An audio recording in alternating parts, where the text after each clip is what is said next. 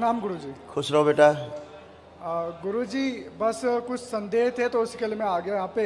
ठीक किया। और ये था कि मैं मतलब गुरुजी की तलाश में था बहुत पहले से। ठीक किया बेटा। तो एक वक्त था 10 मार्च 2021, तो महाशिवरात्रि का समय था। तो मैंने उस दिन वैसे ही फास्ट रख लिया था और रात के वक्त मतलब कि स्टार्टिंग में ही ना शिव जी के सॉन्ग सुन रहा था। तो बीच में क्या होता कि आपका भी एक वीडियो आ गया था। तो उस वीडियो में जैसे मैं देखा कि बहुत सारे प्रेत वाली माताएं थी, वो दौड़ रही थी और आप अकेले चल रहे थे। तो मेरे को पहले लगा कि कौन से बाबा जी हैं अकेले, इस तो फिर मैंने हटा दिया, बोला भूत प्रेत का है, ये नहीं देखना है। पर यह है कि जब मैं वीडियो देखता हूँ मतलब बहुत सारी चीज़ें, तो आचरण भाव सारी चीज़ें तो मुझे बहुत सब कुछ सही लगता है, अलग ही लगता है।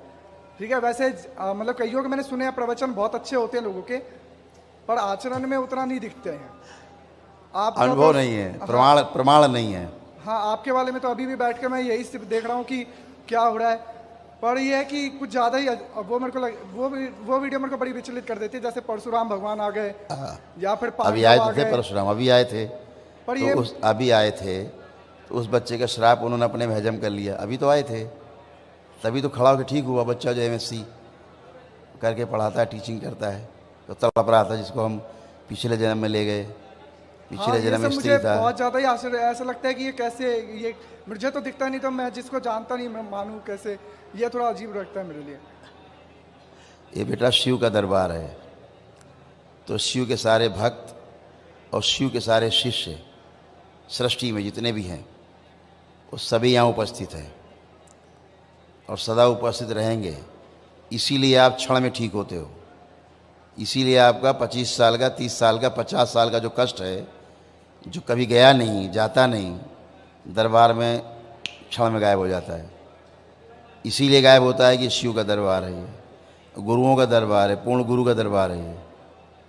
मैं पहले सोचता था गुरुजी की जो पूर्ण गुरु हैं वो तो दिखेंगे ही नहीं, क्योंकि वो तो छुपे हुए होंगे।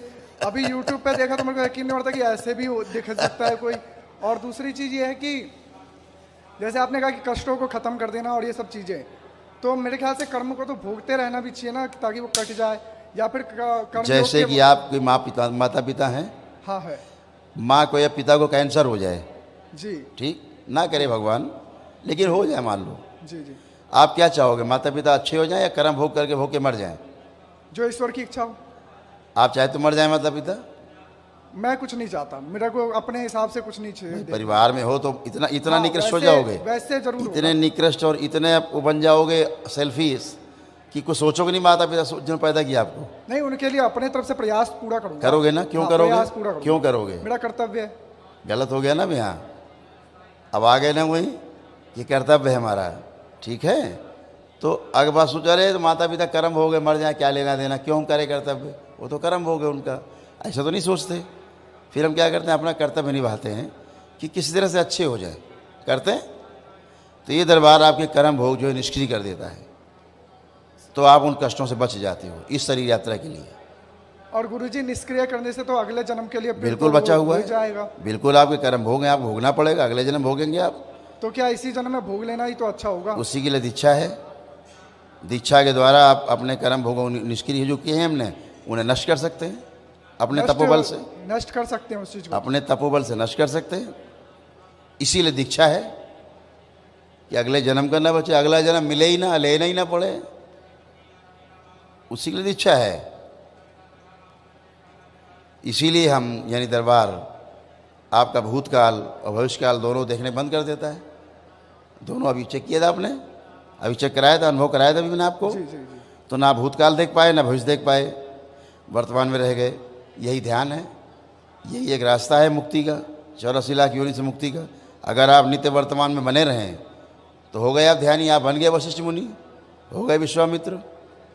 और क्या विश्वामित्र थे और क्या थे परशुराम? नित्य वर्तमान में बने रहते थे। वही ऋषि, वही का ऋषि का काम है, वही मुनियों का काम है, वही तपस्वियों का काम है। आप नित्य वर्तमान में नहीं रह पाते, या तो भूतकाल में रहते हैं या टेक ऑफ कर जाते हैं, भविष्य चले जाते हैं। यही तो सांसारिकता है। इसी से मुक्ति ध्यान है, इसी से मुक्ति मोक्ष है, यही दुखों से मुक्ति का कारण है। जब भूतकाल के बारे में आप सोचते हो तो पीड़ा होती है, भविष्य के बारे में सोचते हो तो चिंता होती है। कोई अच्छा मिलता है कुछ इससे? अच्छा नहीं मिलता कुछ। कहाँ अच्छा होता है? वर्तमान में रहना। ठीक है, तो आपको दरबार वो शक्ति भी देता है, साधना में आपको आगे बढ़ाता है, ताकि अपने कर्म भोगों को आप स्वयं ही नष्ट कर सकें, ताकि आपको अगला जन्म ही न लेना पड़े। और अगला जन्म तभी नहीं होगा जब तक आपके कर्म भोग सब निष्क्रिय जो पड़े हैं नष्ट नहीं हो जाएंगे सारे, तब तक आपके जन्म होते रहेंगे बार बार। और जैसे ही आपके सारे कर्म भोग आपके तप से नष्ट हो जाएंगे, अगला जन्म खत्म, मुक्ति, वही मोक्ष है। गुरुजी, जैसे मैं गीता पढ़ता हूँ तो गीता में तो ऐसे दो चीज़ें दिखते सुनने में आती है, एक सांख्य योग, एक कर्म योग। तो ये दोनों में से एक ही पथ चुनना होता है। मुझे समझ ही नहीं आता कि ये दोनों है क्या और मैं कौन सा चुनाव कर रहा हूँ। देखो, किताब में जाओगे तो फंस जाओगे। आप किताब में जाओगे, गीता हो, रामायण हो, कोई भी ग्रंथ हो, उपनिषद हो, शास्त्र हो, पुराण हो, इनमें आप जाओगे फंसोगे, हमेशा ध्यान रखना। तो इनमें जाऊँ ही ना? नहीं नहीं, जाओ, हम बता रहे हैं जो जो हमें थोड़ा सा पता है वहाँ से चर्चा कर रहे हैं। हम कोई पूर्ण गुरु तो है नहीं, ठीक है, हम भी तुम्हारे जैसे हैं। अभी तुम यहाँ बैठ जाओ, एक ही बात है हमारे लिए। तुम यहाँ बैठो, हम वहाँ खड़े हो जाएं, एक ही बात है। हम कोई भगवान थोड़े ना हैं, हम कोई गुरु थोड़े ना हैं। पर गुरुजी आप पहले सीढ़ी है ना, आपके जाए तो हम आगे जा ही नहीं सकते। क्यों नहीं जा सकते यार? मैंने इतना एनालाइज किया कि ईश्वर ईश्वर पुकारने से भी पहले ईश्वर एक सहारे के लिए भेज देते कि ये है, तो उसके माध्यम से ही दूसरे तीसरे चरण तक पहुंच सकते हैं। जो किताबों की बात, आपने गीता की बात की, हाँ। किताब पढ़ करके मोक्ष पाना सपना है, ये हो नहीं सकता कभी। किताब पढ़ने के बाद आप भ्रमित रहेंगे, ठीक है। जितने भी दर्शन हैं आप सब पढ़ डालो, आप दुनिया के सबसे भ्रमित इंसान बन जाएंगे। हाँ। क्या करें समझ नहीं आएगा। हाँ हाँ ठीक जी फिर क्या आवश्यकता पड़ेगी ये गुरु की, कि क्या करें। जी। तो अगर वही काम पहले कर लिया जाए, ग्रंथ पढ़ के भ्रमित हुआ जाए, उसके पहले बिना ग्रंथ पढ़े ही हम गुरु से रास्ता पूछ ले भैया, ठीक है, हम नक्शा खोल के देखें किधर जाना है, 1 घंटा लगाएं, उससे अच्छा राहगीर कोई खड़ा है मिल गया, भैया किधर जाए बता देगा, आगे जाके बाएं मुड़ जाओ, काम खत्म हो गया, वो गुरु हो गया उस समय। 1 घंटा बच गया, तो शरीर यात्रा बच गई। तो किताब पढ़ करके मुक्ति का मार्ग नहीं मिलता, मोक्ष नहीं मिलता, भटकाव मिलता है। आप किताब पढ़ करके अच्छे कार्य कर सकते हो, अच्छे काम कर सकते हो, आप अच्छे बन सकते हो, लेकिन मुक्ति पा जाओगे ये असंभव है। मुक्ति मिलती है आपके अनुभव से, और किताब से आपको सिर्फ सूचना मिलती है, ठीक है। क्या मिलती है? सूचना मिलती है, इन्फॉर्मेशन मिलती है। तो इन्फॉर्मेशन में और नॉलेज में बुनियादी फ़र्क है। जो इन्फॉर्मेशन है वो उधारी का है, और जो नॉलेज है वो हमारी अपनी संपत्ति है, ठीक है। और जो हमारी संपत्ति है, हमारे ज़िंदा रहते भी, शरीर छोड़ देने के बाद भी ये संपत्ति साथ रहती है। सूचनाएं सब छूट जाती हैं, भाषाएं छूट जाती हैं, यादें सब बेकार की छूट जाती हैं, रिश्ते नाते छूट जाते हैं, लेकिन हमारे अनुभव जो हैं सत्य के हमारे साथ रहते हैं। वही जन्म जन्मांतर बढ़ते रहते हैं धीरे धीरे, और एक समय ऐसा आता है किसी जन्म में जब आप इनलाइटेंड हो जाते हैं, ठीक है। जैसे हमारे बच्चे में हमारे दरबार में ये तमाम बच्चे हैं, सब खड़े हैं, ये सब बैठे हैं, ये सब देखते हैं सूक्ष्म जगत को। ये सारे बच्चे सूक्ष्म जगत को देखते हैं, इत्मीनान से देखते हैं, खूब जैसे है वैसा दिखता है, ये सब देख लेते हैं, सब देखते हैं। कैसे देख पाते? कोई तपस्या साधना नहीं कर ली लोगों ने, इसके लिए कोई ने तपस्या नहीं की है, कोई साधना नहीं की है। ये सब पीड़ित बच्चे थे, एक टाइम में पीड़ा में आए थे, भरे हुए भयानक पीड़ा में। आज सब अच्छे हैं, इनके परिवार अच्छे हैं, अब स्वेच्छा से सेवा करते हैं।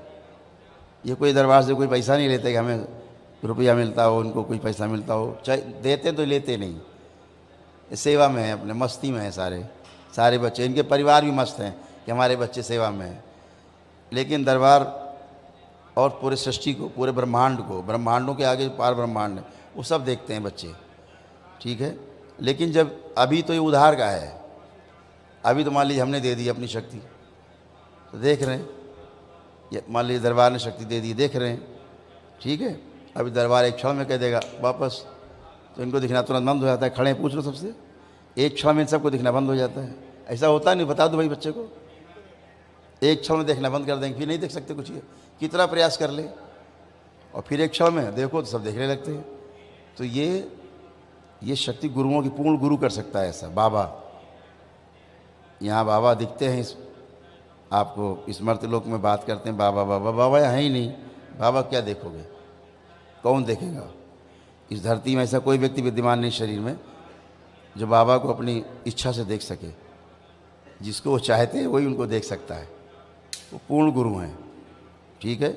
वो शरीर रूप में भी रहते हैं, हाड़ मांस के शरीर में रहते हैं, ठीक है। तो अनुभव की बात है। अब हम आपको बताएंगे, आपको कल्पना लगेगी, वो हमारा अनुभव है, ठीक है। तो अनुभव श्रेष्ठ है। तो आप अनुभव करते जाएंगे, वही आपकी पूंजी है, वही आपको मुक्ति दिलाएगी, वही आपको रास्ता दिखाएगी, वही आप में विश्वास पैदा करेगी। जैसे सुबह से आप बैठे हैं, आप देख रहे हैं, आपको लग रहा है क्या चमत्कार जैसा हो रहा है, लग रहा है। धरती वैसे कहीं होता नहीं जो यहाँ दिखता है आपको होते हुए। कहीं देखा आपने होते हुए? नहीं। ऐसा होते हुए कहीं सुना आपने कभी? नहीं सुना। तो अब आपको चमत्कार जैसा लगता है, लेकिन दरबार कहता है कि इस सृष्टि में चमत्कार जैसी कोई वस्तु नहीं है और रहस्य नाम की कोई वस्तु नहीं है इस पूरे सृष्टि में। रहस्य, आप नियम को नहीं जानते हैं इसलिए आपको रहस्य लगता है। आपने कभी होते हुए नहीं देखा है, देख लेते हैं चमत्कार लगता है। तो आप होते हुए नहीं देखे, इसका मतलब ये नहीं कि होता नहीं है, वो तो नियम है होने का। तो हर चीज़ का नियम है।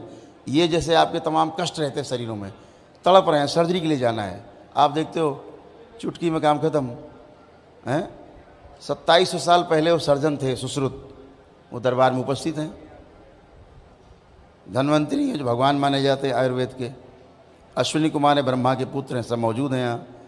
इसीलिए क्षण में चिकित्सा हो जाती है, एक क्षण में, और आप स्वस्थ हो जाते हैं।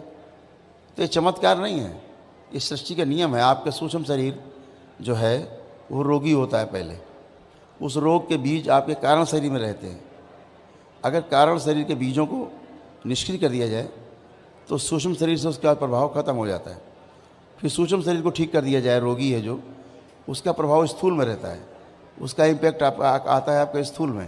करो, अखंड ब्रह्मचर्य धारण करो पहले। अगर अखंड ब्रह्मचर्य धारण कर सकते हो तो कर सकते हो, कोई भी कर सकता है। करके तो देखो, उसकी शक्ति देखो क्या है। अखंड ब्रह्मचर्य की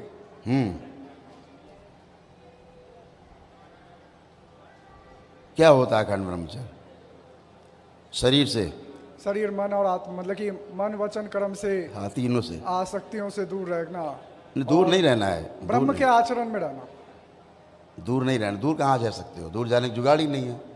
साथ में रह करके भी जी, मन से उस चीज में भाव न रहना, साथ में रह करके भी निर्लेप रहना, ठीक है। तो आप भी कर सकते हो, इसमें क्या आपत्ति है? कोई भी कर सकता है, कोई भी इनलाइटेंड हो सकता है, कोई भी बुद्ध बन सकता है। सबकी संभावनाएं प्रत्येक व्यक्ति के साथ मौजूद हैं। कर्म तो करो। अगर आप रोजी रोजगार के लिए आगे बढ़ते हो तो आप उसमें आगे बढ़ जाते हो प्रयास करके। आप ऑफिसर बनना चाहते हो, प्रयास करके वही बन जाते हो। आपने प्रयास किया उसके लिए, आपने बुद्ध बनने का प्रयास नहीं किया है इसलिए आप बुद्ध नहीं बन पाते। इतनी बात तो है। एक आदमी बुद्ध बनने का प्रयास करता है, बन जाता, हम कहते हैं कैसे हो गया? वो तो हो इसलिए कि प्रयास किया है। आप प्रयास नहीं करते, केवल बातें करोगे, केवल सोचते रहोगे कि हमें अधिकारी बनना है, सोचते रहो, बातें करते रहो, कुछ नहीं होगा। होगा कैसे? करने से, अनुभव करने से होगा, एक्सपीरियंस होगा। किताब इसलिए है, गीता, रामायण, पुराण इसलिए है, महाभारत। आप जो भी कार्य करते हैं वो माइल स्टोन की तरह है। आप बुक में जाके देख सकते हैं कि मैं जो कर रहा हूँ ये ठीक है या नहीं।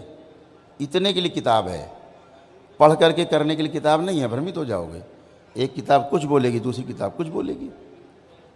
तो आप जो जी रहे हैं उसको आगे कैसे जी रहे हैं, जीते चले जा रहे हैं, तो हम सही जा रहे हैं कि नहीं जा रहे हैं, इसके लिए माइल स्टोन लगे हुए हैं सड़क किनारे। लेकिन माइल स्टोन पे पकड़ के बैठ गए। दिल्ली 360 किलोमीटर दूर, वो 360 रहेगी दूर, पकड़े लो किताब। वो नहीं 1 किलोमीटर घटे बढ़ेगी नहीं। तो माइल स्टोन नहीं पकड़ना है, दिशा है। किताब दिशा देती है केवल कि हमारे पूर्वजों ने किया, हमारे गुरुओं ने किया, उन्होंने पाया सत्य को, तो हम भी ऐसे कर सकते हैं। वो आपको केवल क्या करती, सपोर्ट करती है, एक विश्वास पैदा करती है ना। जैसे आप दिन भर यहाँ देख लो क्या होता है, आपके अंदर विश्वास जागता है। जितने नए बच्चे आते हैं, पढ़े लिखे बच्चे, हम उनको बहुत ध्यान देते हैं कि वो बच्चे बैठे और देखें। तो उनको विश्वास नहीं कराना चाहते, हम अनुभव कराना चाहते हैं कि वो देखें कि ये भी एक समस्या है बड़ी, कि डॉक्टर क्या करेगा इसमें। जैसे आपने तमाम समस्याएं देखी, इसमें डॉक्टर साहब क्या कर सकते हैं? कुछ नहीं कर सकते। ये ज़िंदगी भर बेचारे तड़पते रहेंगे, रोग दिन भर बने रहेंगे, 24 घंटे बने रहेंगे, मरते दम तक बने रहेंगे, चिकित्सा होती रहेगी, मर जाएंगे। समझ रहे? जैसे परिवार एक अभी आया, ट्रेन से एक्सीडेंट हुआ, गिरे पूरा पर, सबको चोटें थी, सबको कष्ट थे। अभी वो कष्ट कहाँ चले गए? कोई दवा नहीं लगाई हमने, कोई इंजेक्शन नहीं लगाया, हमने छुआ भी नहीं उनको। 20 फीट दूर खड़े हो हमसे आप 20 फीट की दूरी पर खड़े हो, कैसे चले जाते हैं रोग और कष्ट? क्योंकि ये रोग और कष्ट सारे नकली हैं, इसलिए चले जाते हैं, है ना। दूसरों के रोग और कष्ट हैं, पितरों के हैं, जो आश्रित शक्तियाँ रहती उनके हैं, जो जैसे मरा है, मृत्यु के समय के जो उसके अनुभव हैं वो उसके साथ गहरे में छपे हुए हैं, वो आप में छप जाते हैं, आपके साथ रहने के कारण उनकी स्मृतियाँ रहती हैं। आप वैसे ही बन जाते हो रोगी, स्मृति निकाल दो, आप निरोगी हो जाते हो। इसमें कौन सा चमत्कार है? ये तो विज्ञान है। बस इस विज्ञान को समझने की कोशिश नहीं की जा रही है।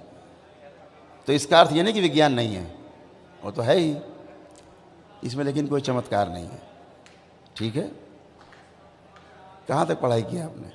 मैंने गुरुजी मैंने बीकॉम किया है, और वैसे मैं पढ़ाता हूँ मैथ, साइंस, इंग्लिश बच्चों को थोड़ा। बहुत बढ़िया काम है, अकेडमी को में पढ़ाता बहुत बढ़िया काम है। शिक्षा कैसी भी हो, शिक्षक का काम बहुत जिम्मेदारी का है। सबसे बड़ा काम, हम पढ़ लिख के हम भी शिक्षक बनना चाहते थे, नहीं बन पाए, रह गए, फोकट काम पे घूम रहे हैं। नहीं तो जो शिक्षक होते कहीं। आप तो अलग ही गुरु देव बने हो और कह रहे हो शिक्षक बनना है। खुश रहो बेटा, कोई कष्ट हो बताओ? नहीं, कोई कष्ट नहीं है। खूब खुश रहो, मस्त रहो। कहाँ रहते हो आप? मैं दिल्ली में शालीमार विलेज, दिल्ली में रहता हूँ, शालीमार गांव। अच्छा, खुश रहो बेटा, खूब स्वस्थ रहो, प्रसन्न रहो। अच्छा गुरुजी, आगे के लिए आपके हिसाब से क्या आज्ञा रहेगी? कुछ आप आज्ञा करना चाहें, अगर हमारे जीवन को देखकर अगर आपके अनुभव से कुछ लगे, कुछ आप मार्गदर्शन कर सकें। हमेशा उधार की चीज़ नहीं लेनी चाहिए। अपने अंदर जो हमारा, जहाँ रुचि है हमारी, पहले ढूंढो कि हमारी रुचि किस में है। अपनी रुचि को जो है वही पेशा बनाओ। जैसे आपकी रुचि चित्रकारी है, चित्रकारी करना, तो फिर आप सोचो चलो टीटी बन जाते रेलवे में, आप कभी सुखी नहीं रहोगे, आप तृप्त नहीं रहोगे। तो चित्रकारी को पेशा बना लो, उसी को दाल रोटी के जरिया बना लो, तो सेटिस्फैक्शन भी हो गया, व्यवसाय भी हो गया। तो जो आपकी रुचि है उस पर ध्यान दीजिए। जब रुचि रहती तो आप ज़्यादा समझते हो। ठीक है, खुश रहो।